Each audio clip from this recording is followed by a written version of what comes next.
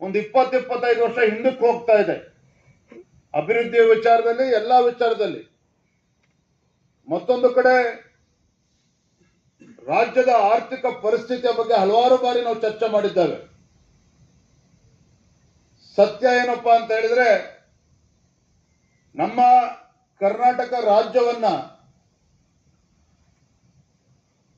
ಇವತ್ತು ದಿವಾಳಿ ಮಾಡೋದಕ್ಕೆ ಹೊರಟಿಲ್ಲ. ಈಗಾಗಲೇ ಆ ಕೆಲಸ ಪೂರೈಸಿದ್ದಾರೆ ಮಾನ್ಯ ಸಿದ್ದರಾಮಯ್ಯನವರು, ರಾಜ್ಯದ ಮುಖ್ಯಮಂತ್ರಿಗಳು ಅನ್ನೋದನ್ನ ಈ ಸಂದರ್ಭದಲ್ಲಿ ಹೇಳೋದಕ್ಕೆ ಇಚ್ಛಪಡ್ತೇನೆ. ನುಡಿದಂತೆ ನಡೆಯುವ ಸರ್ಕಾರ ಅಂತೇಳಿ ಮಾನ್ಯ ಮುಖ್ಯಮಂತ್ರಿಗಳು, ಸಚಿವರು ಎಲ್ಲರೂ ಕೂಡ ಹೇಳ್ಕೊಳ್ತಾರೆ. ನಾವು ಕೆಲವು ಅಂಶಗಳನ್ನ ಇಲ್ಲಿ ಪ್ರಸ್ತಾಪ ಮಾಡ್ತೇನೆ. ಸರ್ಕಾರಿ ಇಲಾಖೆಗಳಲ್ಲಿರುವಂತಹ ಖಾಲಿ ಹುದ್ದೆಗಳನ್ನ ಅತಿ ಶೀಘ್ರದಲ್ಲೇ ಅದನ್ನ ನೇಮಕಾತಿ ಮಾಡ್ತೇವೆ ಅಂತ ಹೇಳಿದ್ರು. ಒಂದು ವರ್ಷದಲ್ಲಿ 2.25 ವರ್ಷ ಆದರೂ ಸಹ ನಮ್ಮ ರಾಜ್ಯದಲ್ಲಿರುವಂತಹ 2,85,000 ನೇಮಕಾತಿ ಪ್ರಕ್ರಿಯೆ ಪ್ರಾರಂಭನೂ ಕೂಡ ಮಾಡದೇನೆ ಈ ರಾಜ್ಯದ ಯುವಜನತೆಗೆ ಧೋಖ ಮಾಡುವಂತಹ ಕೆಲಸ ಈ ಕಾಂಗ್ರೆಸ್ ಸರ್ಕಾರ, ಮಾನ್ಯ ಮುಖ್ಯಮಂತ್ರಿಗಳು ಮಾಡಿದ್ದಾರೆ. ರಾಜ್ಯ ಉಚ್ಚ ನ್ಯಾಯಾಲಯದಲ್ಲಿ ಯಾವುದೇ ರೀತಿ ಸರಿಯಾದ ರೀತಿಯಲ್ಲಿ ವಾದ ಮಂಡನೆ ಮಾಡದೇನೆ ರಿಸರ್ವೇಶನ್ ಮ್ಯಾಟ್ರಿಕ್ಸ್ ಏನಿದೆ ಅದನ್ನ ನೆಪ ಮಾಡಿಕೊಂಡು ಇವತ್ತು ಆ ಖಾಲಿ ಹುದ್ದೆಗಳನ್ನ ಭರ್ತಿ ಮಾಡದೇನೆ ಈ ರಾಜ್ಯದಲ್ಲಿರುವಂತಹ ಯುವ ಜನತೆಗೆ ಅನ್ಯಾಯ ಮಾಡಿದ್ದಾರೆ. ಎಲ್ಲಿಯವರೆಗೂ ಅಂತ ಹೇಳಿದ್ರೆ, ಬೆಳಗಾವಿನಲ್ಲಿ ಮಾನ್ಯ ಮುಖ್ಯಮಂತ್ರಿಗಳನ್ನ ಯುವ ಜನತೆ ಭೇಟಿ ಮಾಡಬೇಕು ಅಂತ ಹೇಳಿದ್ರೆ ರಾಜ್ಯ ಉಚ್ಚ ನ್ಯಾಯಾಲಯ ಮಧ್ಯಸ್ಥಿಕೆ ವಹಿಸಬೇಕಾದಂತ ಒಂದು ಸಂದರ್ಭ ಸೃಷ್ಟಿಯಾಗಿರ್ತಕ್ಕಂಥದ್ದು ನಿಜವಾಗ್ಲೂ ಕೂಡ ಇದು ದುರಂತ. ಇದು 2006ರಿಂದ ಸೇವೆಗೆ ಸೇರಿದ ಪಿಂಚಣಿದಾರರ ಸರ್ಕಾರಿ ನೌಕರರಿಗೆ OPS ಸ್ಕೀಮ್ನ ವಿಸ್ತರಣೆ ಮಾಡ್ತೇವೆ ಅಂತ ಹೇಳಿದ್ರು. ಅದನ್ನು ಕೂಡ ತುದಿ ಮುಟ್ಟಿಸಲಿಲ್ಲ. ಅಂಗನವಾಡಿ ಕಾರ್ಯಕರ್ತರ ಗೌರವ ಧನ 11,500 ರೂಪಾಯಿ ಇದ್ದಂತ ಗೌರವ ಧನ 15,000 ರೂಪಾಯಿಗೆ ಏರಿಸ್ತೇವೆ ಅಂತ ಹೇಳಿದ್ರು. ಅದ್ರ ಬಗ್ಗೆನೂ ಕೂಡ ಇನ್ನು ಚಕಾರ ಎತ್ತುತ್ತಾ ಇಲ್ಲ ಮಾನ್ಯ ಮುಖ್ಯಮಂತ್ರಿಗಳು. ಆಶಾ ಕಾರ್ಯಕರ್ತರಿಗೆ 5,000 ರೂಪಾಯಿಂದ 8,000 ರೂಪಾಯಿಗೆ ಏರಿಸ್ತೇನೆ ಅಂತ ಹೇಳಿದ್ರು. ಅದ್ರ ಬಗ್ಗೆನೂ ಕೂಡ ಮಾನ್ಯ ಮುಖ್ಯಮಂತ್ರಿಗಳ ಬಳಿ ಇನ್ನೂ ಕೂಡ ಉತ್ತರ ಕೊಡೋದಕ್ಕೆ ಸಾಧ್ಯ ಆಗಿಲ್ಲ. ಬಿಸಿಯೂಟ ತಯಾರಕರ ಗೌರವ ಧನ 3,600ರಿಂದ 6,000 ರೂಪಾಯಿಗೆ ಏರಿಸ್ತೇನೆ ಅಂತ ಹೇಳಿದ್ರು. ಅದನ್ನು ಕೂಡ ಇವತ್ತು ಮಾನ್ಯ ಮುಖ್ಯಮಂತ್ರಿಗಳು ಚಕಾರ ಎತ್ತುತ್ತಾ ಇಲ್ಲ. 5 ವರ್ಷಗಳಲ್ಲಿ ನೀರಾವರಿ ಯೋಜನೆಗಳಿಗಾಗಿ 1.5 ಲಕ್ಷ ಕೋಟಿಯನ್ನು ನೀಡ್ತೇವೆ, ಪ್ರತಿ ವರ್ಷ 50,000 ಕೋಟಿಯನ್ನು ನೀಡ್ತೇವೆ ಅಂತೇಳಿ ಭರವಸೆ ನೀಡಿ ಎಷ್ಟೋ ವರ್ಷಗಳಾಯ್ತು. ಇವತ್ತಿಗೂ ಕೂಡ ಅದ್ರ ಬಗ್ಗೆ ಇವತ್ತು ಚಕಾರ ಎತ್ತುತ್ತಾ ಇಲ್ಲ.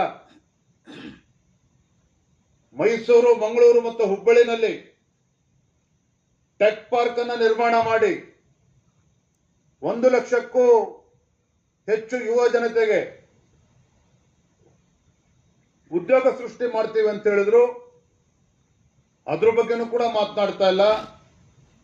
10 ಕೆಜಿ ಅಕ್ಕಿನ ಕೊಡ್ತೇವೆ ಅಂತೇಳಿ ಜಾಹೀರಾತನ್ನ ಕೊಟ್ಟಿದ್ದು. ಅದು ಇವತ್ತವರೆಗೂ ಕೂಡ ಕೇಂದ್ರ ಸರ್ಕಾರದ 5 ಕೆಜಿ ಬಿಟ್ರೆ ಇವರು 5 ಕೆಜಿನೂ ಕೂಡ ಇವತ್ತು ಸರಿಯಾಗಿ ಕೊಡದೇ ಇರತಕ್ಕಂತ ಒಂದು ಪರಿಸ್ಥಿತಿಗೆ ತಂದಿಟ್ಟಿದ್ದಾರೆ. ಒಟ್ಟಾರೆಯಾಗಿ ರಾಜ್ಯದ ಜನರಿಗೆ ಸುಳ್ಳು ಹೇಳಿಕೊಂಡು ಅಹಿಂದ ನಾಯಕರು ಅಂತ ಹೇಳಿಕೊಂಡು ನೋಡಿ ಎಂತ ಪರಿಸ್ಥಿತಿಗೆ ತಂದಿಟ್ಟಿದ್ದಾರೆ ಅಂತ ಹೇಳಿದ್ರೆ 1.41 ಲಕ್ಷ ಹಿಂದುಳಿದ ವರ್ಗದ ವಿದ್ಯಾರ್ಥಿಗಳಿಗೆ ಹಾಸ್ಟೆಲ್ ಫೆಸಿಲಿಟಿನೂ ಕೂಡ ಇವತ್ತು ಕೊಡೋದಕ್ಕೆ ರಾಜ್ಯ ಸರ್ಕಾರಕ್ಕೆ ಸಾಧ್ಯ ಆಗ್ತಾ ಇಲ್ಲ. ಹಾಸ್ಟೆಲ್ಗಳು ಕಳೆದ 2.25 ವರ್ಷದಲ್ಲಿ ಯಾವುದೇ ಹಾಸ್ಟೆಲ್ಗಳನ್ನು ಇವತ್ತು ಹೊಸ ಹಾಸ್ಟೆಲ್ಗಳನ್ನ ಕಟ್ಟೋದಕ್ಕೂ ಕೂಡ ಕಾಂಗ್ರೆಸ್ ಸರ್ಕಾರದ ಕೈಯಲ್ಲಿ ಇವತ್ತು ಸಾಧ್ಯ ಆಗ್ತಾ ಇಲ್ಲ. ಬಹಳ ಪ್ರಮುಖವಾಗಿ ಇತ್ತೀಚೆಗೆ ಪ್ರೊಫೆಸರ್ ಗೋವಿಂದರಾವ್ ಅವರ ಅಧ್ಯಕ್ಷತೆಯಲ್ಲಿ ಕರ್ನಾಟಕ ಪ್ರಾದೇಶಿಕ ಅಸಮಾನತೆ ನಿವಾರಣೆ ಬಗ್ಗೆ ಒಂದು ವರದಿಯನ್ನು ಕೊಟ್ಟಿದ್ದಾರೆ. ದುರಂತ ಏನಪ್ಪಾ ಅಂತ ಹೇಳಿದ್ರೆ, ಈ ಕಾಂಗ್ರೆಸ್ ಸರ್ಕಾರ ಕೇವಲ ಬೆಂಗಳೂರು ಮತ್ತೆ ಮೈಸೂರಿಗೆ ಸೀಮಿತ ಆಗಿದೆ ಅನ್ನೋದಕ್ಕೆ, ಬೆಂಗಳೂರು ಇಲ್ಲ, ಮೈಸೂರು ಇಲ್ಲ, ಹಿಂದೆ ಬಿಜೆಪಿ ಸರ್ಕಾರ ಇದ್ದಾಗ ಅತಿ ಹೆಚ್ಚು ಮೈಸೂರಿನಲ್ಲಿ ಅಭಿವೃದ್ಧಿ ಕೆಲಸ ಕಾರ್ಯಗಳಾಗಿರುವಂತದ್ದು. ಬೆಂಗಳೂರು ಮಹಾನಗರದಲ್ಲೂ ಸಹ ಹಿಂದೆ ಯಡಿಯೂರಪ್ಪನವರು ಬಸವರಾಜ ಬೊಮ್ಮಾಯಿ ಅವರು ಮುಖ್ಯಮಂತ್ರಿಗಳಿದ್ದಾಗ ಅತಿ ಹೆಚ್ಚು ಅನುದಾನವನ್ನು ಕೊಟ್ಟು ಬೆಂಗಳೂರು ಅಭಿವೃದ್ಧಿ ಆಗಿರುವಂತದ್ದು ಬಿಟ್ರೆ ಇವರು ಕಡಿದು ಕಟ್ಟೆ ಹಾಕಿರುವಂತದ್ದು ಏನೂ ಇಲ್ಲ ಕಾಂಗ್ರೆಸ್ ಸರ್ಕಾರ ಮಾನ್ಯ ಮುಖ್ಯಮಂತ್ರಿಗಳು ಸಿದ್ದರಾಮಯ್ಯನವರು ಬಂದ ಮೇಲೆ. ಆದ್ರೆ ಪ್ರೊಫೆಸರ್ ಎಂ ಗೋವಿಂದರಾವ್ ಅವರ ಅಧ್ಯಕ್ಷತೆಯಲ್ಲಿ ನಡೆದಂತ ಪ್ರಾದೇಶಿಕ ಅಸಮಾನತೆ ನಿವಾರಣೆ ವರದಿಯನ್ನು ಕೊಟ್ಟಿದ್ದಾರೆ. ಕಳೆದ 10-15 ವರ್ಷದಲ್ಲಿ ಅಂದ್ರೆ ಸಿದ್ದರಾಮಯ್ಯನವರೇ ಅದರಲ್ಲಿ 8 ವರ್ಷ ಮುಖ್ಯಮಂತ್ರಿಗಳು ಪ್ರಾದೇಶಿಕ ಅಸಮಾನತೆ 65% ಇದ್ದದ್ದು ಈಗ 72.5%ಗೆ ಏರಿರುವಂತದ್ದು.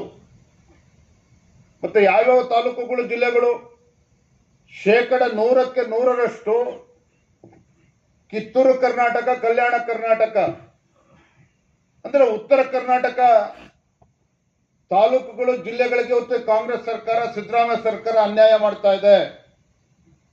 ಅನುದಾನ ಕೊಟ್ರೆ ಸಾಕಾಗೋದಿಲ್ಲ. ಅನುದಾನ ರಿಲೀಸ್ ಆದ್ರೆ ಅದ್ರಲ್ಲಿ ಎಷ್ಟು ಇಂಪ್ಲಿಮೆಂಟೇಷನ್ ಆಗಿದೆ ಅನ್ನೋದು ಕೂಡ ಅಷ್ಟೇ ಮುಖ್ಯ. ಎಷ್ಟು ಇಂಪ್ಲಿಮೆಂಟೇಷನ್ ಆಗಿದೆ ಅನ್ನೋದು ಮುಖ್ಯ, ಅದಕ್ಕಿಂತ ಹೆಚ್ಚು ಸರಿಯಾದ ರೀತಿ ಇಂಪ್ಲಿಮೆಂಟೇಷನ್ ಆಗಿದೆ ಅನ್ನೋದು ಕೂಡ ಅಷ್ಟೇ ಮುಖ್ಯ. ದುರಂತ ಏನಪ್ಪಾ ಅಂತ ಹೇಳಿದ್ರೆ ಅತಿ ಹೆಚ್ಚು ಹಿಂದುಳಿದಿರ್ತಕ್ಕಂಥ ಜಿಲ್ಲೆಗಳು ಎಲ್ಲಿದೆ, ಜಿಲ್ಲೆ ಯಾವ್ದಪ್ಪ ಅಂತ ಹೇಳಿದ್ರೆ ಇವತ್ತು ಗುಲ್ಬರ್ಗಾ ಜಿಲ್ಲೆ. ಮಾನ್ಯ ಪ್ರಿಯಾಂಕಾ ಖರ್ಗೆ ಅವರು ಸರ್ವ ಇಲಾಖೆಗಳ ಬಗ್ಗೆ ಮಾತನಾಡ್ತಾರೆ, ಕೇಂದ್ರ ಸರ್ಕಾರದ ಬಗ್ಗೆ ಮಾತನಾಡ್ತಾರೆ, ಡೊನಾಲ್ಡ್ ಟ್ರಂಪ್ ಬಗ್ಗೆ ಮಾತನಾಡ್ತಾರೆ, ಬೇರೆ ಬೇರೆ ಜಗತ್ತಿನ ಬೇರೆ ಬೇರೆ ದೇಶದ ಬಗ್ಗೆ ಮಾತನಾಡ್ತಾರೆ. ಪಾಪ ಎಲ್ಲೋ ಒಂದ್ ಕಡೆ ಅವರ ಜಿಲ್ಲೆ ಬಗ್ಗೆ ನೋಡೋದಕ್ಕೆ ಅವ್ರಿಗಿನ್ನೂ ಪುರ್ಸೊತ್ ಸಿಕ್ಕಿಲ್ಲ ಅಂತ ಕಾಣ್ತದೆ. ಇದ್ರ ಪರಿಣಾಮ ಏನು ಅಂತ ಹೇಳಿದ್ರೆ ಕಳೆದ ಹಲವು ದಶಕಗಳಿಂದ ಅಧಿಕಾರವನ್ನ ಅನುಭವಿಸ್ತಾ ಇರ್ತಕ್ಕಂಥ ಇವರು ಇನ್ನೂ ಕೂಡ ಇವತ್ತು ಆ ಜಿಲ್ಲೆಗಳು ಇವತ್ತು ಅತಿ ಹಿಂದುಳಿದಿರ್ತಕ್ಕಂಥ ಜಿಲ್ಲೆ ಅಂತ ಹೇಳಿದ್ರೆ ನೀವೊಂದು ಕ್ಷಣ ಇವತ್ತು ಯೋಚನೆ ಮಾಡಬೇಕಾಗಿದೆ. ನಾನು ಮೊನ್ನೆ ಸದನದಲ್ಲೂ ಕೂಡ ನಾನು ಮಾತನಾಡಿದೆ. ನೋಡಿ, ನಿಗಮ ಮಂಡಳಿಗಳ ಪಟ್ಟಿಯನ್ನು ಕೂಡ ನಿಮ್ಗೆ ಎಲ್ಲವನ್ನು ಕೂಡ ನಾನು ಕೊಡ್ತೇನೆ, ಡಾಕ್ಯುಮೆಂಟ್ಸ್ಗಳನ್ನ. ಹಿಂದೆ ಭಾರತೀಯ ಜನತಾ ಪಾರ್ಟಿ ಸರ್ಕಾರ ಇದ್ದಾಗ, ಯಡಿಯೂರಪ್ಪ ಅವರು ಮುಖ್ಯಮಂತ್ರಿಗಳಿದ್ದಾಗ, ತದನಂತರದಲ್ಲಿ ಬೊಮ್ಮಾಯಿ ಅವರು ಇದ್ದಾಗ ಎರಡೆರಡು ಉದಾಹರಣೆ ಕೊಡ್ತೇನೆ, ಆಮೇಲೆ ಪಟ್ಟಿನ ನಿಮಗೆ ಕೊಡ್ತೇನೆ. ದೇವರಾಜ್ ಅರಸ್ ನಿಗಮಕ್ಕೆ 2022-23ರಲ್ಲಿ ಬಿಜೆಪಿ ಸರ್ಕಾರ ಇದ್ದಾಗ 190 ಕೋಟಿ ರೂಪಾಯಿಗಳನ್ನು ನೀಡಿತ್ತು. ದೇವರಾಜ್ ಅರಸ್ ಅಭಿವೃದ್ಧಿ ನಿಗಮಕ್ಕೆ ಹಿಂದಿನ ಬಿಜೆಪಿ ಸರ್ಕಾರ ಆರ್ಥಿಕ ವರ್ಷ 22-23ಕ್ಕೆ 190 ಕೋಟಿ ನೀಡಿದ್ರೆ, ಕಾಂಗ್ರೆಸ್ ಸರ್ಕಾರ ಬಂದ್ಮೇಲೆ 23-24ರಲ್ಲಿ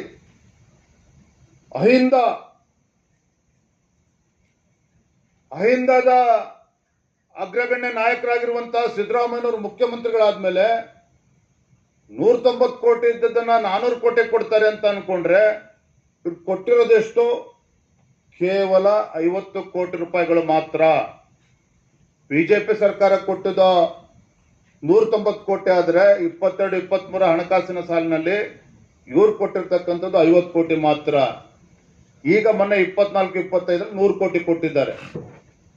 ಅದೇ ರೀತಿ ಕರ್ನಾಟಕ ಅಲೆಮಾರು ಅಭಿವೃದ್ಧಿ ನಿಗಮಕ್ಕೆ 22-23ರಲ್ಲಿ ಭಾರತೀಯ ಜನತಾ ಪಾರ್ಟಿ ಸರ್ಕಾರ 16 ಕೋಟಿ ಕೊಟ್ಟಿದ್ರೆ, ಅಲೆಮಾರಿ ಸಮುದಾಯಗಳ ಬಗ್ಗೆ ಮೊಸಳೆ ಕಣ್ಣೀರು ಸುರಿಸ್ತಕ್ಕಂಥ ಮಾನ್ಯ ಮುಖ್ಯಮಂತ್ರಿಗಳು ಕೊಟ್ಟಿರ್ತಕ್ಕಂಥದ್ದು 23-24ರಲ್ಲಿ ಕೇವಲ 6 ಕೋಟಿ ರೂಪಾಯಿಗಳು ಮಾತ್ರ. 6 ಕೋಟಿ ರೂಪಾಯಿಗಳು ಮಾತ್ರ.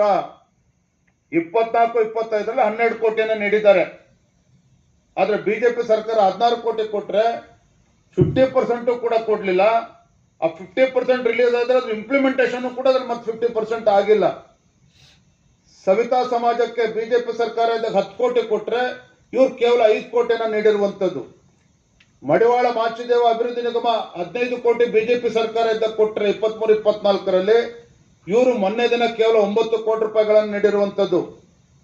ನಿಜ ಶರಣ ಅಂಬಿಗರ ಚೌಡಯ್ಯ ಬಿಜೆಪಿ ಸರ್ಕಾರ 25 ಕೋಟಿ ಕೊಟ್ರೆ, ಅಹಿಂದ ನಾಯಕರಾಗಿರುವಂತಹ ಸಿದ್ದರಾಮಯ್ಯನವರು ಕಾಯಕ ಸಮುದಾಯಗಳಿಗೆ ಎಷ್ಟು ಕೊಟ್ಟಿದ್ದಾರೆ ಅಂದ್ರೆ ಕೇವಲ 5 ಕೋಟಿ ರೂಪಾಯಿ ಮಾತ್ರ ನೀಡಿರುವಂತದ್ದು. ಈ ರೀತಿ ಅಹಿಂದ ಹೆಸರು ಹೇಳಿಕೊಂಡು ಕೇವಲ ವೋಟ್ ಬ್ಯಾಂಕ್ ಆಗಿ ಅನುಕೂಲ ರೀತಿಯಲ್ಲಿ ಕೊಡೋದಕ್ಕೆ ಸಾಧ್ಯ ಆಗಲಿಲ್ಲ. ಈಗಲೂ ಕೂಡ ಮಾನ್ಯ ಮುಖ್ಯಮಂತ್ರಿಗಳಲ್ಲಿ ಹಣಕಾಸಿನ ಸಚಿವರು ಆಗಿರುವಂತಹ ಮಾನ್ಯ ಮುಖ್ಯಮಂತ್ರಿಗಳನ್ನ ಆಗ್ರಹ ಪಡಿಸ್ತೇನೆ, ಹಿಂದೆ ಭಾರತೀಯ ಜನತಾ ಪಾರ್ಟಿ ಸರ್ಕಾರ ಇದ್ದಾಗ ಮಾನ್ಯ ಯಡಿಯೂರಪ್ಪನವರು ಮುಖ್ಯಮಂತ್ರಿಗಳಿದ್ದಾಗ 550 ಕೋಟಿ ರೂಪಾಯಿಗಳನ್ನ ಕೊಟ್ಟಿದ್ರು ಈ ನಿಗಮ ಮಂಡಳಿಗಳಿಗೆ, ಎಲ್ಲಾ ನಿಗಮ ಮಂಡಳಿಗಳಿಗೆ. ನಾನು ಇವತ್ತು ಆಗ್ರಹ ಪಡಿಸ್ತೇನೆ, ಮುಂದಿನ ಬಜೆಟ್ ಅನ್ನ ನೀವು ನೀಡಿದ್ದೇ ಆದಲ್ಲಿ, ಮಾನ್ಯ ಮುಖ್ಯಮಂತ್ರಿಗಳೇ, ಮುಂದಿನ ಬಜೆಟ್ ಅನ್ನ ನೀವು ನೀಡಿದ್ದೇ ಆದಲ್ಲಿ ಕನಿಷ್ಠ 1,000 ಕೋಟಿ ರೂಪಾಯಿಗಳನ್ನ ಈ ಕಾಯಕ ಸಮುದಾಯಗಳಿಗೆ, ಹಿಂದುಳಿದ ವರ್ಗಗಳಿಗೆ ನೀಡಬೇಕು ಅಂತ ಹೇಳಿ ನಾನು ಈ ಸಂದರ್ಭದಲ್ಲಿ ಆಗ್ರಹ ಪಡಿಸ್ತೇನೆ. ವಿಶೇಷವಾಗಿ ಹಾಲು ಮತಸ್ಥ ಸಮುದಾಯಕ್ಕೆ ಸೇರಿರುವಂತಹ ಮಾನ್ಯ ಮುಖ್ಯಮಂತ್ರಿಗಳು ಬಹಳ ನೋವು ತರ್ತಕ್ಕಂಥ ವಿಚಾರ. ಇವತ್ತು ಆಕಸ್ಮಿಕವಾಗಿ ಮರಣ ಹೊಂದಿರುವ ಕುರಿ ಮತ್ತು ಮೇಕೆ ಪರಿಹಾರ ಧನ ಕೊಡಬೇಕು ಅಂತೇಳಿ ಹಿಂದೆನೆ ಆ ಕಾರ್ಯಕ್ರಮ ಇತ್ತು, ಅನುಗ್ರಹ ಯೋಜನೆ. ಸಿದ್ದರಾಮಯ್ಯನವರು ಮುಖ್ಯಮಂತ್ರಿ ಆದ್ಮೇಲೆ 4ನೇ ಕಂತಿನ ಹಣ ಸುಮಾರು 45 ಕೋಟಿ ರೂಪಾಯಿ ಬಾಕಿ ಹಾಗೆ ಉಳಿಸ್ಕೊಂಡಿದ್ದಾರೆ. ವರ್ಷಗಟ್ಟಲೆ 45 ಕೋಟಿ ರೂಪಾಯಿಯನ್ನ ಬಾಕಿ ಹಾಗೆ ಉಳಿಸ್ಕೊಂಡಿದ್ದಾರೆ.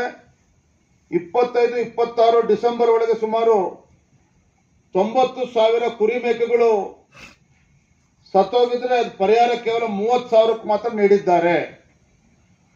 ಯಾವ ರೀತಿ ದೋಖ ಮಾಡುವಂತ ಕೆಲಸ ಸರ್ಕಾರ ಮಾಡ್ಕೊಂಡು ಬಂದಿದೆ ಅನ್ನೋದಕ್ಕೆ ಮತ್ತೊಂದು ತಾಜಾ ಉದಾಹರಣೆನ ತಮಗೆ ನೀಡಿದ್ದೇನೆ. ಇದನ್ನು ಕೇಳಿ ಕೇಳಿ ಕೇಳಿ ಕೇಳಿ ಸಾಕಾಗೋಗಿದೆ. ಇವ್ರ ಯೋಗ್ಯತೆ ಕಳೆದ 2.25 ವರ್ಷದಲ್ಲಿ ಯಾವುದೇ ಶಾಸಕರಿಗೆ ತಮ್ಮ ಕ್ಷೇತ್ರದ ಅಭಿವೃದ್ಧಿಗೆ ಅನುದಾನವನ್ನು ಕೊಡೋದಕ್ಕೆ ಸಾಧ್ಯ ಆಗಲಿಲ್ಲ. ಯಾವುದೇ ಒಂದು ಹೊಸ ಯೋಜನೆಯನ್ನ ಕಳೆದ 2.25 ವರ್ಷದಲ್ಲಿ ನೀಡೋದಕ್ಕೆ ಸಾಧ್ಯ ಆಗಲಿಲ್ಲ. ಯಾವುದೇ ಸಮುದಾಯಕ್ಕೆ ನ್ಯಾಯವನ್ನು ಕೊಡೋದಕ್ಕೆ ಸಾಧ್ಯ ಆಗಲಿಲ್ಲ, ಅಲ್ಪಸಂಖ್ಯಾತರನ್ನು ಬಿಟ್ಟು. ಇವರು ಕರ್ನಾಟಕ ರಾಜ್ಯವನ್ನ ರಾಮರಾಜ್ಯ ಮಾಡ್ತೇವೆ ಅಂತೇಳಿ ಇವತ್ತು ಸುಳ್ಳನ್ನು ಹೇಳ್ಕೊಂಡು ಹೊರಟಿರುವಂತದ್ದು ನೋಡಿ. ನಾನು ಮೊನ್ನೆ ದಿನ ಮಹಾರಾಷ್ಟ್ರದ ನಾಂದೇಡ್ ಅಲ್ಲೊಂದು ಕಾರ್ಯಕ್ರಮಕ್ಕೆ ನಾನು ಹೋಗಿದ್ದೆ. ಅಲ್ಲಿನ ಮಾಜಿ ಮುಖ್ಯಮಂತ್ರಿಗಳಾಗಿರುವಂತಹ ಅಶೋಕ್ ಚವ್ಹಾಣ್ ಅವರನ್ನ ಭೇಟಿ ಮಾಡಿದಾಗ ಒಂದು ಮನವಿ ಪತ್ರವನ್ನು ನನಗೆ ನೀಡಿದ್ದಾರೆ. ಮಾನ್ಯ ಅಶೋಕ್ ಚವ್ಹಾಣ್ ಅವರ ಪತ್ರವನ್ನು ಕೂಡ ಕಾಪಿಯನ್ನು ಕೊಡ್ತೇನೆ ನಿಮಗೆ. ವಿಚಾರ ಇಷ್ಟೇನೆ, ಮಹಾರಾಷ್ಟ್ರದ ನಾಂದೇಡಿಂದ ಬೀದರ್ಗೆ 157 ಕಿಲೋಮೀಟರ್ ರೈಲ್ವೆ ಅಭಿವೃದ್ಧಿ ಪಡಿಸಬೇಕು. ಕೇಂದ್ರ ಅದಕ್ಕೆ ಮಂಜೂರಾತಿಯನ್ನು ಕೂಡ ನೀಡಿದೆ. As per the new norms, state government should release 50% of the project cost. Maharashtra cabinet ಅಲ್ಲಿ 50% ಏನ್ ಶೇರ್ ಇದೆ ನಾವು ಬಿಡುಗಡೆ ಮಾಡ್ತೇವೆ ಅಂತೇಳಿ ಕ್ಯಾಬಿನೆಟ್ ಅಲ್ಲಿ ತೀರ್ಮಾನ ಮಾಡಿದೆ. ಇದು ಮಾಡಾಗಲೇ 2 ವರ್ಷಗಳಾಗಿದೆ. ಆದ್ರೆ ನಮ್ಮ ಸರ್ಕಾರ 157 ಕಿಲೋಮೀಟರ್ ಅಲ್ಲಿ ನಮ್ಮ ರಾಜ್ಯಕ್ಕೆ ಬರ್ತಕ್ಕಂಥದ್ದು ಕೇವಲ 57 ಕಿಲೋಮೀಟರ್ ಮಾತ್ರ. ಸೊ 57 ಕಿಲೋಮೀಟರ್ ಅಷ್ಟು ಅನುದಾನ ಕೊಡ್ತೇವೆ ಅಂತೇಳಿ ಕನ್ಸೆಂಟ್ ಕೊಟ್ರೆ ಕೇಂದ್ರ ಸರ್ಕಾರ ಪ್ರಾಜೆಕ್ಟ್ ಕಮೆನ್ಸ್ ಆಗ್ತದೆ. ಇದರ ಪರಿಣಾಮ ಏನು ಅಂತ ಹೇಳಿದ್ರೆ ಮಹಾರಾಷ್ಟ್ರ ಮತ್ತೆ ಬೀದರ್ಗೆ ವಿಶೇಷವಾಗಿ, ಯಾಕೆಂದ್ರೆ ಅಲ್ಲಿ ಸಿಖ್ ಅವರ ಒಂದು ಪವಿತ್ರ ಕ್ಷೇತ್ರವು ಕೂಡ ಬೀದರ್ದಲ್ಲಿ ಇರುವಂತದ್ದು. ಆದ್ರೆ ಇಲ್ಲಿವರೆಗೂ ಕೂಡ ನಮ್ಮ ಸರ್ಕಾರ, ರಾಜ್ಯ ಸರ್ಕಾರ ಇದ್ರ ಬಗ್ಗೆ ಯಾವುದೇ ಒಂದು ಚಕಾರವನ್ನು ಎತ್ತುತ್ತಾ ಇಲ್ಲ. ಹಾಗಾಗಿ ಮಾನ್ಯ ಅಶೋಕ್ ಚವ್ಹಾಣ್ ಅವರು ನಮಗೆ ಮನವಿ ಮಾಡಿದ್ದಾರೆ. ಮಾಡಿ ಹಣಕಾಸಿನ ಸಚಿವರಿಗೆ, ಮುಖ್ಯಮಂತ್ರಿಗಳಿಗೆ ಒಪ್ಪಿಸಿ ದಯವಿಟ್ಟು ಇದಕ್ಕೆ ಒಂದು ಕನ್ಸೆಂಟ್ ಅನ್ನು ಕೊಡಿ, 2 ರಾಜ್ಯಕ್ಕೂ ಅನುಕೂಲ ಆಗ್ತದೆ ಅಂತೇಳಿ ಒಂದು ಮನವಿಯನ್ನು ಕೂಡ ಅವ್ರು ನೀಡಿದ್ದಾರೆ.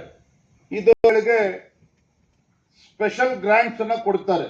ಅಂದ್ರೆ special grants is meant for specific purpose. ಯಾವುದಕ್ಕೋಸ್ಕರ ಕೇಂದ್ರ ಸರ್ಕಾರ ಸ್ಪೆಷಲ್ ಗ್ರಾಂಟ್ ಅನ್ನ ಕೊಡ್ತದೆ, ರಾಜ್ಯ ಸರ್ಕಾರ ಯಾವುದಕ್ಕೆ ಸ್ಪೆಷಲ್ ಗ್ರಾಂಟ್ ಅನ್ನ ಕೇಳ್ತದೆ ಅದಕ್ಕೋಸ್ಕರ ಸ್ಪೆಷಲ್ ಗ್ರಾಂಟ್ ಅನ್ನ ನೀಡುವಂಥದ್ದು. ಯಾವುದೇ ಸ್ಪೆಷಲ್ ಗ್ರಾಂಟ್ ಅನ್ನ ಕೊಟ್ಟಾಗ ಆ ಹಣ ಹಂತ ಹಂತವಾಗಿ ಬಿಡುಗಡೆ ಮಾಡ್ತಾರೆ. ಉದಾಹರಣೆಗೆ 1,000 ಕೋಟಿ ರೂಪಾಯಿ ಕೊಡೋದಿದ್ರೆ ಕೇಂದ್ರ ಸರ್ಕಾರ ಅದನ್ನ 300 ಕೋಟಿ 500 ಕೋಟಿ ಹಂತ ಹಂತವಾಗಿ ಬಿಡುಗಡೆ ಮಾಡ್ತಾರೆ. ಆ ಪ್ರೋಗ್ರೆಸ್ ರಿಪೋರ್ಟ್ ಅನ್ನು ಕೊಡಬೇಕಾಗ್ತದೆ, ಅಂದ್ರೆ ಯುಟಿಲೈಸೇಷನ್ ಸರ್ಟಿಫಿಕೇಟ್ ಅನ್ನು ಕೂಡ ಕೊಡಬೇಕಾಗ್ತದೆ ರಾಜ್ಯ ಸರ್ಕಾರ. ಅದು 1,000 ಕೋಟಿ ಸ್ಪೆಷಲ್ ಅಸಿಸ್ಟೆನ್ಸ್ ಇರ್ಬೋದು, 5,000 ಕೋಟಿ ಇರ್ಬೋದು, ಅಥವಾ 10,000 ಕೋಟಿ ಇರ್ಬೋದು. So the point is state government has to release, or the concerned department for which money has been sought, the concerned department has to give utilization certificate. Only then next installment will be